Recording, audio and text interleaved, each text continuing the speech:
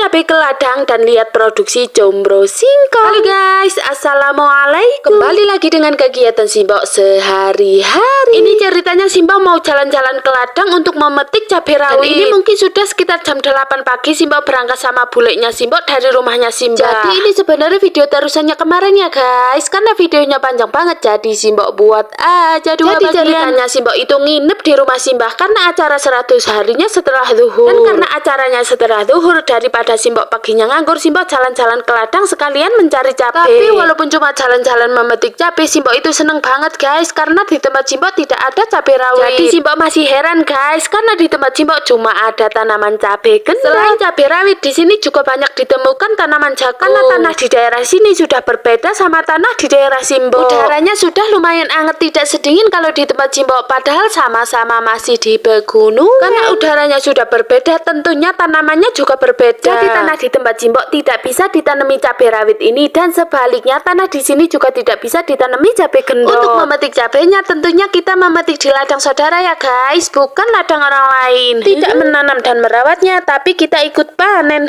Untuk tanaman cabainya sebenarnya tidak normal atau kurang bagus guys, karena katanya kebanyakan air hujan. Karena kalau untuk merawat cabai ini tidak segampang kalau kita merawat cabai gendong. Yang katanya untuk penyemprotnya saja harus disiplin seperti tanaman kentang. Lihat guys, kalau di tempat kalian ini namanya hewan apa? Kalau di tempat Simbok namanya adalah belkicot. Ini adalah hama yang merusak tanaman. Karena banyak hama, untuk merawat cabai ini itu memerlukan biaya yang banyak, khususnya untuk menyemprotnya. Untuk merawat dan menyemprot cabai ini itu memerlukan biaya yang banyak, seperti kalau kita menyemprot tanaman kentang. Dan kalau dipikir-pikir Simbok sudah lama banget ya guys tidak membuat konten ke ladang seperti ini. Hitung-hitung sekalian mengobati kerinduan Simbok membuat konten ke ladang. Dan setelah metik cabainya selesai, kami langsung lanjut jalan, dan kebetulan kami mampir ke pabrik Combro rumahan. Ini adalah produksi Combro rumahan yang terenak dan terlaris kalau di daerahnya Simbahnya Simbok. Apakah kalian tahu atau pernah makan yang namanya Combro ini? Jadi Combro itu dibuat dari parutan singkong. Selain parutan singkong, kalau untuk campurannya Simbok nggak tahu ya guys, karena itu rahasia perusahaan. Setelah digiling menjadi tipis, langsung dicetak memakai kaleng susu bekas seperti ini. Jadi ceritanya Simbok baru pertama kali melihat produksi Combro seperti ini, makanya Simbok heran. Jadi Simbok baru pertama kali tahu kalau nyetak Combronya itu seperti ini. Yang ada dalam pikiran Simbok itu nyetaknya satu persatu guys, tidak menyangka kalau memakai kaleng susu. Jadi nyetaknya itu cepet banget, tidak seperti yang ada dalam pikiran Simbok. Selain mempercepat waktu, kalau memakai kaleng bekas seperti ini itu ukurannya menjadi Simbok sama. Jadi tahu cara membuatnya guys. Biasanya itu Simbok cuma tahu cara memakannya saja. Dan inilah penampakan Combro yang siap digoreng dan tentunya sudah diberi bumbu. Dan kalau untuk Combro ini bisa langsung digoreng, tidak perlu dijemur terlebih dahulu. Beda sama kerupuk